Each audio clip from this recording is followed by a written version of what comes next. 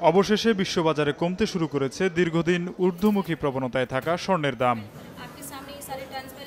মার্কিন ডলার শক্তিশালী হওয়ায় স্বর্ণের বিনিয়োগকারীরা মুনাফা তুলে নিতে শুরু করেছেন। ফলে গেল মঙ্গলবার সপ্তাহ ব্যবধানে সর্বনিম্ন দামে কেনাবেচা হয়েছে মূল্যবান ধাতুটি। শুধু তাই নয়, এদিন ২০২০ সালের পর সর্বোচ্চ দরপতনও দেখেছে স্বর্ণ। এদিন সকালে গড় হিসেবে ৫.৫% কমে বিশ্ববাজারে প্রতি আউন্স স্বর্ণ বিক্রি হয়েছে $৪,১১৫। আর ডিসেম্বরে সরবরাহের জন্য নির্ধারিত মার্কিন গোল্ড ফিউচার ৫.৩% কমে প্রতি আউন্স বিক্রি হয়েছে $৪,১২৯। আগের দিন সোমবার স্বর্ণের দাম ইতিহাসের সর্বোচ্চ $৪,৩৮১ পৌঁছায়। ভূরাজনৈতিক ও অর্থনৈতিক অনিশ্চয়তা, সুদের হার কমার প্রত্যাশা এবং কেন্দ্রীয় ব্যাংকগুলোর স্বর্ণ কেনার প্রবণতা বৃদ্ধির ফলে এবছর ধাতুটির দাম বেড়েছে প্রায় ৬০%।